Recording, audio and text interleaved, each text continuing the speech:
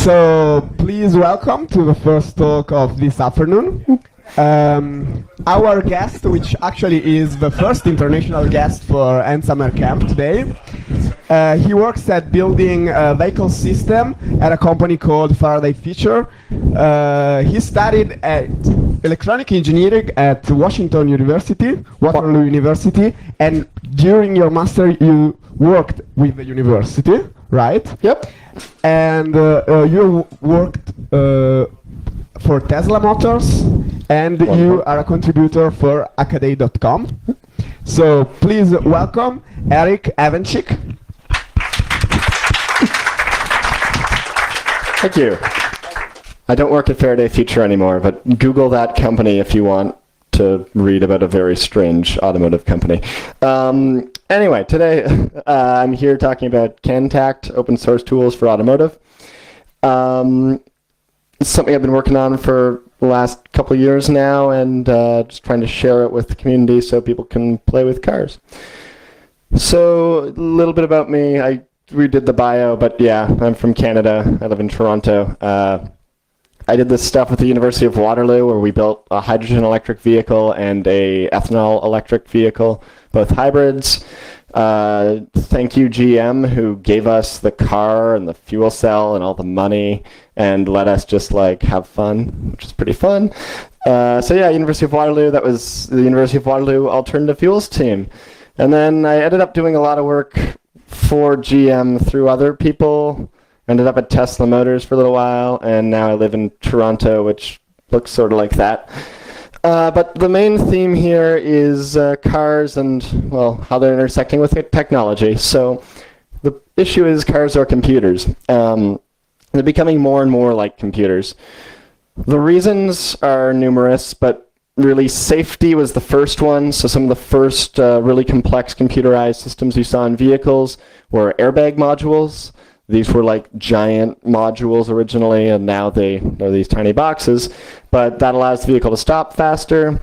Airbags are highly computerized. They're doing calculations all the time to determine if there is a deployment, how hard the airbag should fire, and amongst other things. Then you have advanced features. This has gotten a lot of press recently. These are things in the industry called ADAS features, Advanced Driver Assistance Systems. So that's, the automotive industry loves acronyms, so you just have to get used to a bunch of letters and figuring out what they are. But those are systems that are like the lane keep assist, active radar so that your vehicle follows another vehicle perfectly. The Tesla autopilot system is an example of this. There's many other automotive companies working on it. And obviously now where the new talk is all about self-driving, where you'll have fully autonomous vehicles. But actually probably the biggest reason that cars became like computers has to do with emissions. Engines started getting way more complex as regulations came in that required emissions to be lower. So suddenly you can't just have a nice like carburetor that's on an engine and fires because that, isn't terribly efficient. So you start looking at fuel injection, you start doing things like exhaust gas recirculation, variable valve timing, all of this. And those are pretty complex. You need some computer features. So that's why they're getting computerized, but all of these systems, they're all discrete and they all kind of sit around your car somewhere and they need to talk to each other. And that's why cars have become networks. A modern vehicle is up to sometimes more than 100 electronic control units in it. This is everything from like the seat controller that moves your seat back and forth to the door controller that makes your windows go up and down, the engine, maybe an emergency call controller, power steering, like the list goes on and on and on. This is like a very simplified diagram of what a car's network might look like. And that internal network is very trusted, and we'll get into why it's ended up being trusted in a minute. But the other thing is that,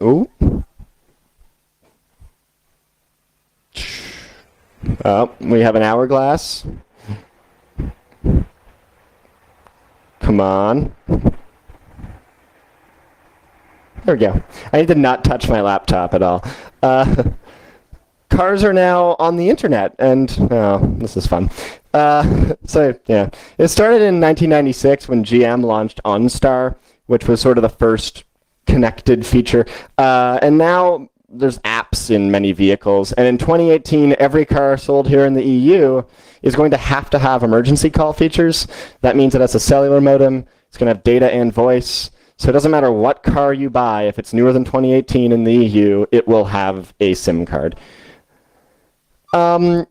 So yeah, there are networks, there's computers. Why are these vulnerable? Well, one thing that you need to look at in a vehicle is just how complex they are. We're talking millions and millions of lines of code. We're talking networks that are just inherently trusted. So like, it's pretty much perfect for a system to be abused. It's got all the characteristics you'd like. And one thing that I find funny, this doesn't show up very well, but this is actually showing the open source licenses that you see in, it was a modern Mercedes vehicle. The libpcap license is on there. There's a netcat license. So literally your car is running like everything you need to hack the car. It's like ready to go. But there is a huge amount of open source software. No one ever really looks at which versions are which. The only way you can tell is by looking at the disclosures that they're legally required to do by the GPL. And then you also have like the bragging that happens. So this is an actual ad for Mercedes E-Class, and it says, you know, the masterpiece of intelligence with 50 times more code than a Raptor jet or fighter jet, and 250 times more code, and then it says the primary flight computer in NASA's space shuttle, which is one way to brag about how good your engineering is, but I mean, if you work in security, you've probably seen that more complexity typically leads to more problems. So yeah, automotive security became a thing because you have these really complex vulnerable systems, so let's hack them. And the current state when this all started was pretty bad because really vehicles were just, it was also security by obscurity. They have these internal networks, which we'll talk about, and one of these is the CAN bus. And accessing that was considered kind of hard in the sense that no one did it. Security researchers didn't know much about these protocols. And then they learned. The other thing is things started to get more kind of IP-based. So we started seeing, you know, SIM cards. We started seeing apps that can control your vehicle. And then a lot of bad things happened. The brief history of this is 1991 is when it really starts. This is more of a US history, but bear with me. The California Air Resources Board that introduced this requirement for OBD, which is onboard diagnostics. If you own a car made after 1991 in the US, and I don't know what year it was here, but basically every car has this port. You can plug into it and you'll get some data out of the vehicle. And that became required in 1996. In 2008, CAN became a requirement in the US, so basically everyone used CAN.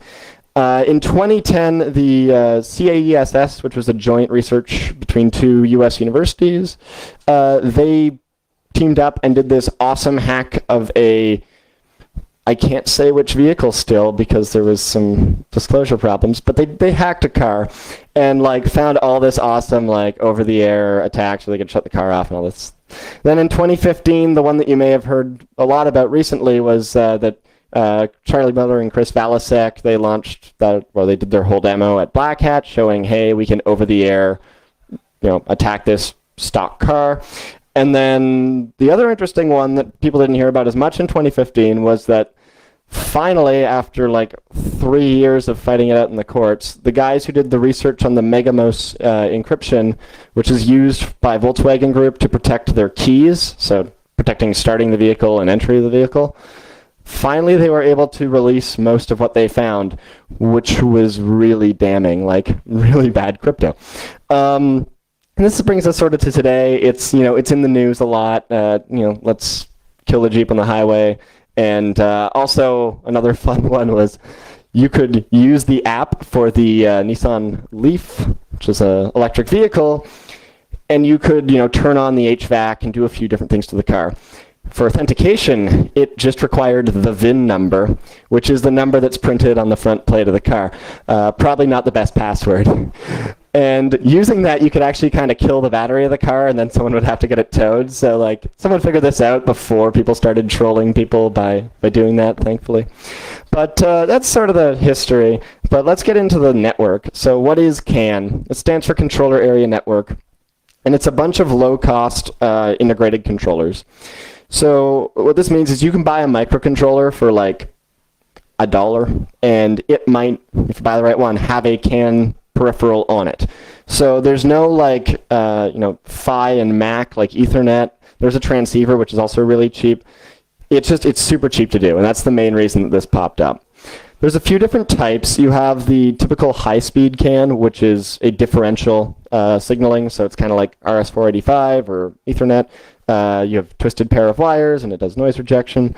Then moving down, you have the low-speed CAN, which is on a single wire. It's just cheaper, and that's about all there is to say about it. You have fault-tolerant CAN, which is really cool because it's the dual-wire one, but if you cut one of the wires, it becomes the single-wire one. This is used for like airbags and nothing else. And there's also this new CAN-FD, which lets you make bigger payloads, which we'll talk about. And a typical network will look something like this, except with a lot more nodes. You'll have like an engine control module, body control, transmission control, anti-lock brake control maybe.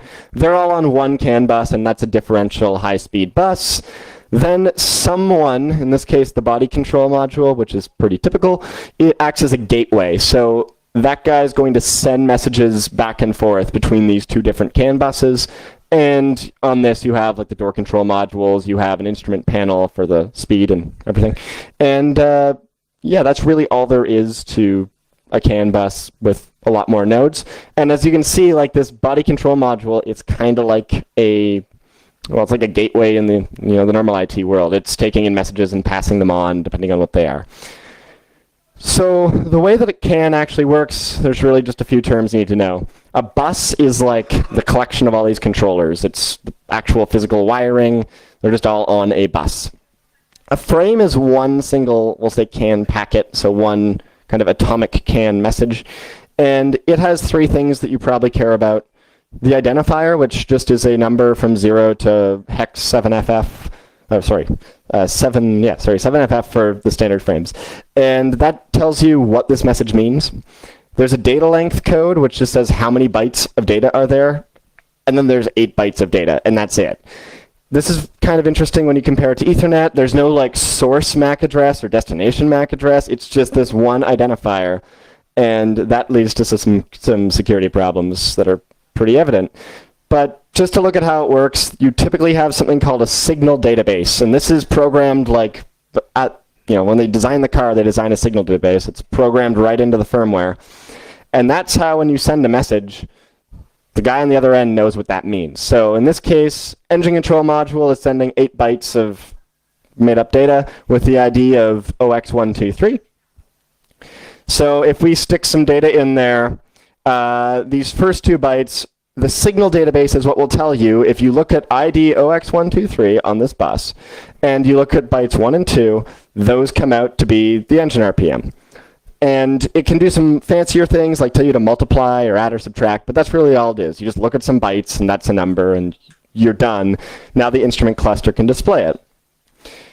That's like 90% of what your car does. Just it literally is this. There's just messages flying around all the time. They're periodic. That's all.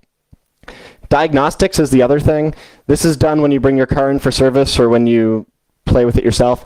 You take a client, which is a scan tool. So this is the expensive thing your mechanic has that plugs in. You plug that in, and it's going to make a request. The protocol used for this, there's 2 really in cars. OBD is the open standard that you'll find all the information about on Wikipedia. And UDS is the less open standard that the automakers use for their proprietary features. So things like, one of the demos that was done was activating the brakes on a car. That was actually through a diagnostic request that's meant for the mechanic to be able to tell the car, apply the brakes because I'm trying to bleed out the air from the brake system. So that's one example of a diagnostic request that if you use it when the car is moving, doesn't go very well. So OBD is that standard. It's honestly, the Wikipedia page for it is probably the best resource. It was meant for smog testing, and it provides really easy access to the vehicle network because there's a connector that looks like that in basically every car, and if you plug into it, you usually get a CAN bus on a modern vehicle. Some older cars use simpler protocols, but usually it's CAN. If you're on certain vehicles, that's the CAN bus that the engine and everyone else is also on, and you're just sitting on there too, which is great. Other vehicles are a little bit more secure. They like gateway things to prevent you from just sending whatever you would like, but there's ways around that. Also for OBD, there's cheap tools, and they're really useful. You can go on eBay and buy these dongles that are like probably €10. They are Bluetooth for the most part, and they let you do your own diagnostics, but only for the really simple OBD2 stuff.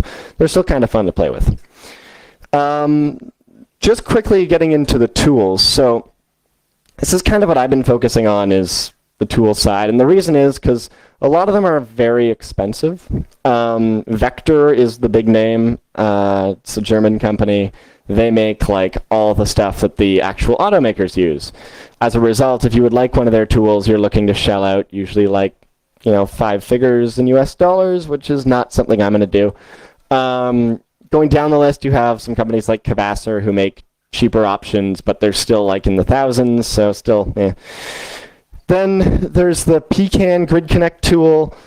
That one's actually pretty good. It's only $250, but it's closed source. Their API leaves something to be desired, and the software that comes for free is really limited. Like, you can see some messages and send some messages, and that's it. And for the full software, it's like $600 plus you want the add-ons, and it ends up being thousands of dollars. The Ecom cable was one that got a lot of popularity with some of the car hacking folks. It's still expensive if you want their software, and it's still closed source. And then you have these Elm 327 dongles, which are pretty cool. They're the ones I was talking about, little Bluetooth OBD tools. They're really cheap, but they're also really limited in what they can do. They only really do diagnostics, and that's it. So what happened was I was like, I want an open source one, and I looked at my options, and there was like 3. Goodthopter is made by a guy named Andrew Ryder. It was based on the GoodFet by Travis Goodspeed. It's cool. The only problem is you can't really buy it. You would have to build it yourself. The CAN bus triple is something that you could buy. I think you can still buy it. And it's like 3 CAN buses with an Arduino-based programming environment, which is kind of neat. And it's sort of meant for being installed in a car and like you implementing your own features, which is not quite what I wanted. I wanted to be able to, mess around with the CAN bus. On the software side, there was actually some good stuff, though. We have Socket CAN on Linux, which if you have a modern Linux distro installed, it may well support CAN bus, which is kind of neat. You can literally go ifconfig CAN 0 up, and it will bring up a CAN interface. The only problem is your computer doesn't talk CAN, so we need something in between. Wireshark also has support for CAN, which is something you may have like accidentally found if you typed CAN into the filter list and like all this stuff came up, but other than that, most people don't know, even though they use Wireshark a lot. So I came up with this CANtact thing back in last year, launched the hardware for that, and basically what it is, really should have taken one out of here before I started, but basically what it is, it's a little device where you have CAN bus on one side. If I don't have one on me, I'm going to look really bad. There we go. CAN bus on one side on a DB9, USB on the other. That's it. And you plug this in Linux, Mac OS, or Linux, Mac, Windows, it works. And it worked all right. The only issue was the software. It was really Linux had Socket CAN. Windows and OS X, the device worked, but there was no software for it. So you could like watch in like PuTTY or something, the CAN messages fly by, but that's not really useful. So in 2016, it was mostly software and launching new tools. And now moving forward, it's like, okay, more software, because once you have access to the bus, it suddenly just becomes a software problem. So the hardware, if you're interested in hardware, this thing, it's single channel, high-speed USB. It doesn't do single wire yet, and it uses a virtual serial port. I got a lot of people saying, oh, well, that can only go at, 115/200 bits per second. It turns out no, there's a sweet hack you can do, because the virtual serial port just looks like one USB endpoint, and you can hammer data into it pretty quickly, so worked. And it's based on the STM32F0, which is made by ST. It's like the perfect microcontroller for the job because it has CAN and USB and is cheap. Whereas every other microcontroller that has CAN and USB is meant to be like in an infotainment unit in a car and costs like $50. It's jumper selectable for the pinout because there's a few different DB9 pinouts CAN uses, which is annoying, but the easiest way around it was just to make it so you can assign jumpers. And it's open source. You can go online and you can get the KiCad files, so it's all open source tools as well. You can get the Gerbers from there, and then you can actually build it yourself, or you can buy one if you so care to. It looks like that if you're not sitting right here. But the new stuff was the software, so I've talked about the hardware a bunch. And really my problems were, again, commercial, expensive, Windows only, and you're stuck with whatever you get typically. The open source stuff, Linux only, which is not a problem for people in this room maybe, but it turns out if you want like a lot of people to use your product, it has to support Windows. It's kind of hard to use. You have to like know what commands to run.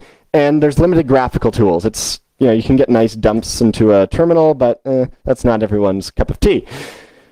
So I wanted a lot of things. I wanted to be cross-platform, easy to use graphical user interface.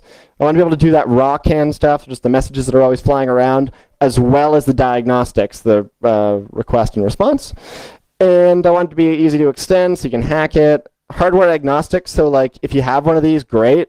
If you build your own thing and you want to make it work with that, then cool, go do that. I don't care. Or if there's a better tool that comes out, like make it work with that. And also a focus on reverse engineering, because that's what I tend to do with these systems, is look at all that data and go, what do these signals mean? So I made some decisions on designing it, which was Java 8 plus NetBeans. And it directly accesses the device. It doesn't use socket CAN or anything. And it's open source, so you can play with it. But, nope. Yeah, so Java, this is the meme that really represents my feelings on using Java, which is, I thought I had a problem, so I used Java, now I have a problem factory. And Java's getting better, though. This is the Google Trends for Java sucks over time. So clearly, we're getting there. But it leaves some stuff to be desired. But the real purpose was, hey, let's build a tool and like do some things in it to see what's useful and what we need. So what do we need? Trace view. This is like the most basic thing. You plug it in, and all the frames on that bus are sequentially just shot into this window. And one of the Java issues is that in doing that, this uses a lot of CPU. But it does work on this laptop at least. And what you'll do is you'll get all this data, and you'll look at it, you can log it, you can play it back, but you know, it's kind of hard to read these as they're flying by 1,000 messages a second. So there's this live view, and this thing, kind of hard to see on this screen. Every row of this view represents one CAN ID. So in that message before, it was like ID 123, and there was an engine RPM. What this will do is it'll just keep that ID on the same line, and when data changes, it will boop, highlight in red what changed. And this is actually like the go-to how you reverse engineer, well, a lot of systems, but CAN buses. You basically just watch. So you run the software, you sit there with the car, you bring the engine RPM up, and you see what changes. And as you see the rates that things are changing at, you can kind of infer, hey, this looks like it's tied to maybe the pedal position or RPM or vehicle speed or whatever it is, and then you can work back and figure out what those are. And this is the technique you use to do that. It seems very, I don't know, simple, and it is, but it works, so that's how we do it. Now, that's really good for your the data that's always on the bus. For diagnostics, there's this ISO-TP, which is really just a ISO standard with another acronym because it's the ISO. And if you buy their like 200 Swiss francs or whatever the currency is, PDF that you need for this, it tells you how you can take these CAN frames that are only 8 bytes and then jam a bunch of them together to be longer than 8 bytes, up to 4,095 bytes. And all this does is do that decode for you. So if you need to send one of these longer than 8 byte standardized things, you can do it. which is useful to me developing the software and almost nobody else. So there's a diagnostics window which implements the actual UDS services. Didn't get too much into how UDS works, but basically it defines this whole list of services. And those are things like read data by identifier, write data by identifier. Then you get more interesting ones like read data by memory and write data by memory address, which is cool. Not enabled on most controllers for good reason. You have security access, which is a very basic way of securing the ECU, and there's like a exchange that happens to unlock it. And you also have things like firmware download and firmware upload, which are obviously pretty interesting from the security point of view, because there are controllers where once they're unlocked, you can just throw some bytes into it and that flashes it. So the diagnostics window here, all of those different services have different parameters that are formatted differently. It's a giant pain. This aims to make it easy. It implements a few of the services that are most common. So for security access, for example, you select that service. You say, I want security level 1. There's a security access data record, which is part of the standard, which you can enter. You hit request seed, and it will come back with a response, and then you need to send a key. So you enter the key in here and hit send key. And if you know what the algorithm is to unlock it, you just do that. Device unlocks. So the idea of this is rather than having to like fiddle with the protocols yourself, you can just use the GUI and punch in the numbers and it works, which is especially nice for doing things like scanning for all of the different identifiers that are supported. So you can just try to read every from 0 to FFFF, all of them, and see what you get back. Or you can try to read the entire memory of a device. Some devices have been known to put secrets that really shouldn't be known in memory that was readable over that command. So this key, which is supposed to be a secret, if you just kind of issued the right read memory by address command, you would get the memory address containing the secret, and if you knew it was there, you could just grab it. And in that case, you could then potentially disable the immobilizer and drive the car away. So that's kind of a secret you don't want getting out there.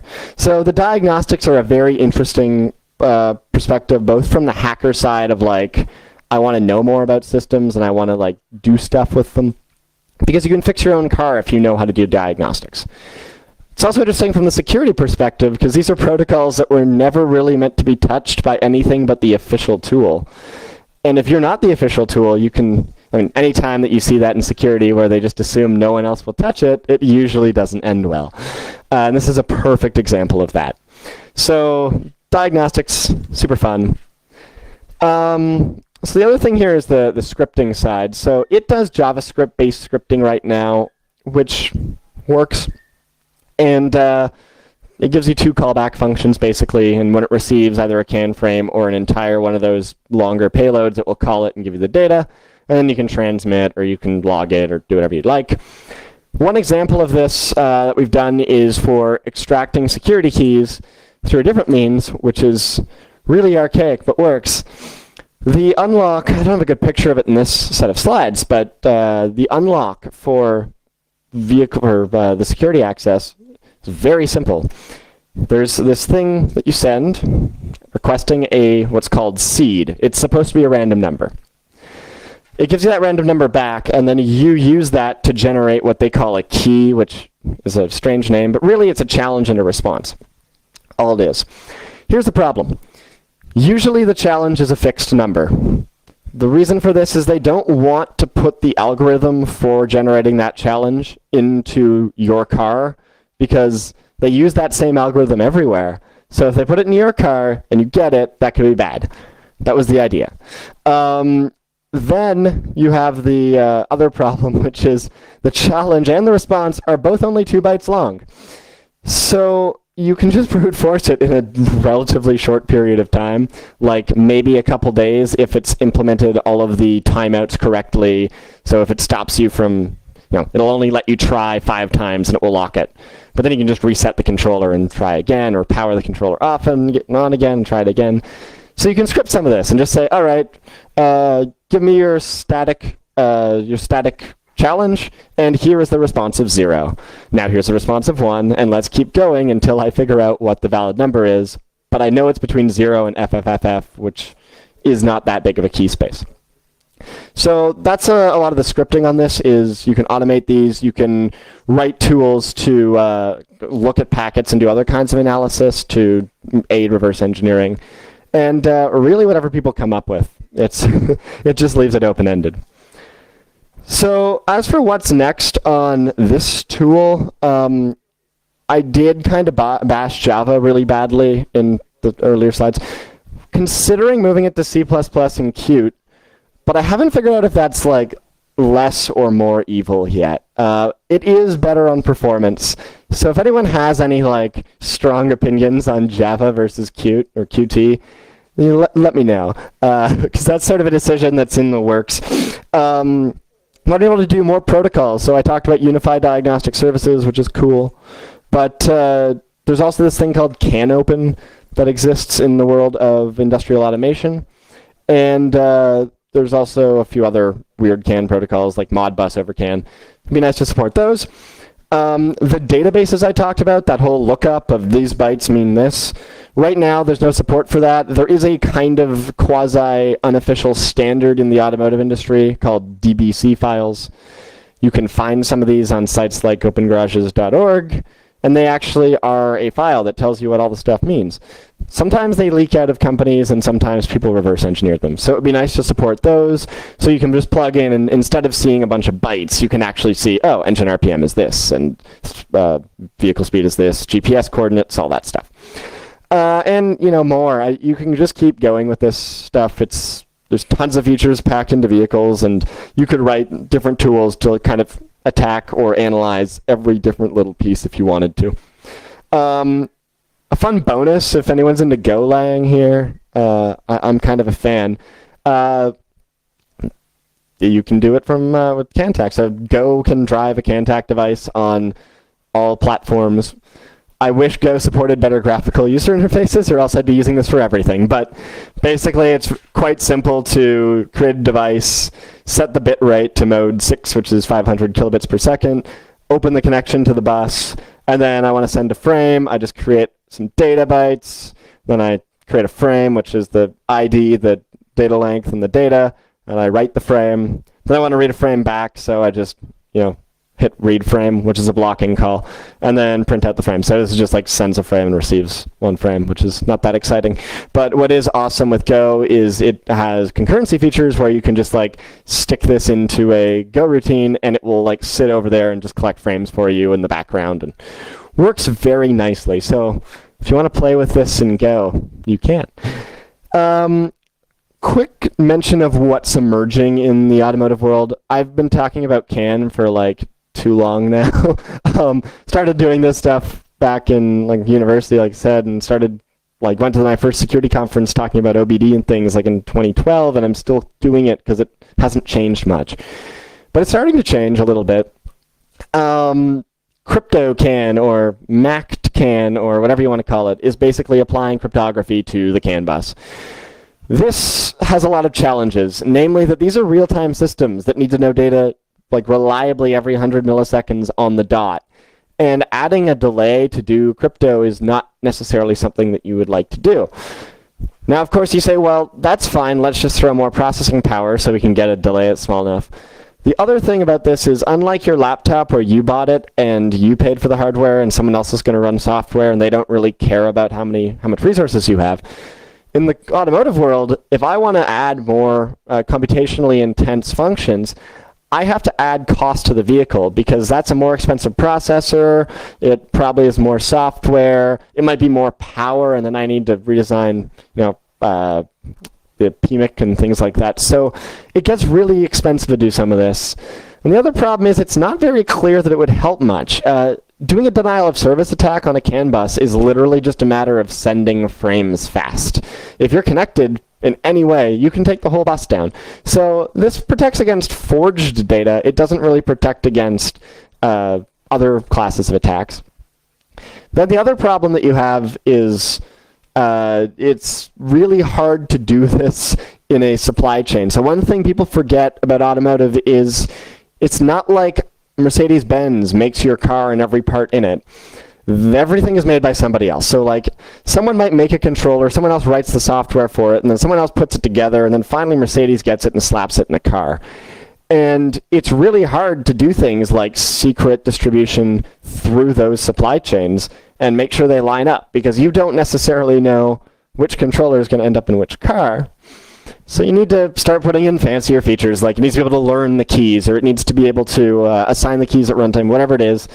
And that's also gets more complicated, which makes it more likely to be vulnerable. So it's this whole, it's cool, and some people are trying to do it. It's not easy. CANFD I talked about a bit. So 8 bytes in normal CAN. CANFD gives you 64 bytes of data. This helps because another challenge I didn't mention about encrypting CAN is when you have 8 bytes, I mean, how much can you really do? If you have like 4 bytes of data and a 32-bit Mac, that's, well, and you also need a counter, so now you're down to, you just run out of bytes is basically what it is. Most of the implementations right now use a single byte counter, and that counter rolls over every like couple seconds maybe, so it's not ideal. CANFD 64 bytes, so you can do more with that space. Automotive Ethernet is this thing that everyone's getting excited about, and some people think it's going to make cars more secure. I think it's a little scary, because putting IP in anything has never made it more secure in the history of the world. But the reason it's happening is because the IEEE specified, actually Broadcom developed it, and then the IEEE standardized it, this thing called 100 base T, which you've heard of, 1 with a 1 at the end. It's also called Broad R Reach because Broadcom wanted to put their own special name on it. What this is 100 megabit Ethernet over a single twisted pair of cheap wire. So no shielding is needed, no RJ45 connectors. Physically, it's the same wiring as differential CAN, but it goes 100 times faster, which is nice. Of course, the issue with this is it is IP. So you're talking about, and I've read some of the standards for the diagnostic interfaces, and it's like, you must have 2 TCP listeners and 1 UDP listener that listen for this, and there's all these weird states that happen. Like, it's not a simple protocol that they're implementing, which means that they're likely to implement it wrong. And yeah, you know, IP is scary for that. So that's most of the new stuff that's coming up quickly, and I guess I'm out of slides. So what's kind of fun with this is cars are something that everyone deals with on a somewhat regular basis. If you don't own one, one might hit you, so it's kind of everyone's problem. So usually people can come up with some weird questions about cars, so I find it fun to just field questions about, like, I don't know, CAN bus tools or automotive security or just cars in general, or if you want to hack your own car, we can talk about that. But I'm not quite sure about time, but we can go to questions. Anything in this presentation, github.com/linklayer is my kind of company for running all the CAN bus stuff. You'll find all the firmware, hardware for that on that GitHub. CANtact.io is just a website for this thing. And I'm that on Twitter at Eric Evanchik, or you can email me at just rearrange the symbols and put a .com at the end. But yeah, time-wise, I'm not sure, but let's have some questions. Over here. Thank you. Which are all the way to connect to the CAN bus? All the ways to connect to the CAN bus. Yeah. So, I'm going to generalize that question into what are the attack surfaces on a vehicle. So the obvious one is this OBD connector, because when you sit in the driver's seat, it's like staring you in the face. It's just asking to be plugged into. But let's start from the outside. You obviously have cellular systems. So with a cellular system, you might be able to find an exploit on that and get access to a controller that is on a CAN bus. So you didn't directly access the CAN bus, but now you can send CAN frames, so it's sort of the same thing. More local systems, you have things like Bluetooth, Wi-Fi, even the tire pressuring monitoring systems in your tires, they're wireless, and they're connected to CAN, and there actually was a vulnerability in one of them that let you craft CAN frames. So yeah, lots of wireless. Then if you want to get physical access, if you're outside of the car, so if you're not a trusted user in the sense that you're not inside, there have been known attacks on vehicles that involve things like breaking a hole in a tail light and accessing a wiring harness behind that tail light. Pretty simple if you know where it is. You just punch a hole and clip onto these wires. You can use what are called T-taps to do this really easily. These are little piercing, the little piece of plastic with metal in them. And you screw the thing down and it pierces through the insulation of the wire and connects to the inside. But you can take it off and no one would really know that you did it. It just makes like this little tiny hole. So you can use something like that to actually connect pretty stealth. Then, of course, you have any controller. You can actually unplug like an engine controller and plug in your own thing instead. And diagnostics. I mean, I mentioned OBD, but other vehicles have different diagnostic ports. Older vehicles have different stuff, but also, for example, the GM, the Volt, it has an OBD port where it's supposed to be, and then it has another OBD port over on the other side with more CAN buses on it because they wanted access. So lots of places. The weirdest one I've seen recently was actually in Stefano's car on the way over here. He has an issue with his trunk where the cover on one of the arms for the trunk comes down, and there's a wiring harness that goes up there, and there's two wires twisted together, and that almost always means it's a CAN bus. So yeah, you just have to open his trunk and you'll get a CAN bus. What about the infotainment as an attacking vector?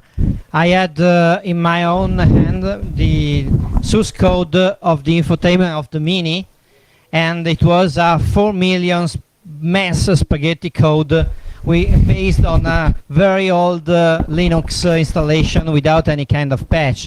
And of course, the infotainment is connecting to the CAN bus, so I think from here you can reach everywhere. Do you confirm it? Oh, absolutely. And I mean, the infotainment system is one of the larger concentrations of code, I'd say. And part of that is because, it's a Linux kernel or a QNX kernel, probably. And there's just a lot of stuff. If you want to have a good time on a lot of vehicles, you can go into settings, and then really deep in the menu, there will be an option to see the license agreements. And if you scroll, I've had it was a Chrysler vehicle, I think, and you literally could scroll through this list on the little radio head unit, maybe 50 characters per line and 4 lines per page, and go through the GPL like that. But in some cases, that'll actually tell you exactly what version of software is running on it. And if it's something I don't know, a vulnerable version of libpng that there's known CVEs for, you can just go back and Google that and maybe find an exploit. The other problem with infotainment, so the other place you have concentration of code is in the new self-driving systems. But infotainment has this major issue of having a lot of connectivity. So, Bluetooth, Wi-Fi, cellular, sure. My favorite one from the CAESS folks, they had an exploit where they could call the car. It had a built-in cell phone feature and play a song. And in that song, they had figured out how to encode data. The reason this was enabled is in areas where you don't have data coverage, you may have voice coverage. So this was a system that had the ability, if your vehicle was stolen, to turn the car off. So they could play a song through the telephone into the car and shut the car down. Which is the most movie-style hack I've ever seen, but it actually worked. So yeah, the attack surface is just hilariously large. SD cards. Another favorite one was when the Jeep got hacked, they sent out USB sticks saying, update the code using these USB sticks on these devices. Most firmware on automotive systems today, this is getting better, but today it's usually unsigned. Meaning, if for those USB sticks it was not signed, someone could just send a bunch of USB sticks out to people saying, oh, here's a patch for your car, and change all the code on it. And then they have a system that can record audio, that can control certain parts of the CAN bus, that can connect back to a server. It's such a great attack vector. It's insane. And it's like the IoT. You see these devices, and they're limited, of course, in their resources. They're limited in the time to development. Often updating them is expensive and hard. And they release something, and it just doesn't work out. And there's known problems, and if you're lucky, you have a way to update it, but a lot of people don't. So that's another thing that's changing, is over-the-air updates are becoming a thing, which is good. Because before Tesla did it, it really just wasn't a thing. Like every car, when they sold it to you, unless you took it back to the dealership, that car was like just static. The code never changed. So that also helps for patching. But I guess that's my rant about infotainment systems. But you're definitely right. They're like one of the coolest parts in terms of especially traditional security, because it's Linux. Any vulnerabilities you see on any other Linux systems, probably going to exist there too.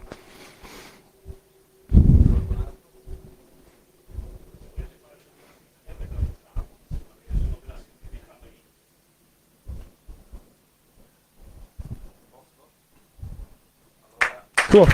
Thank you.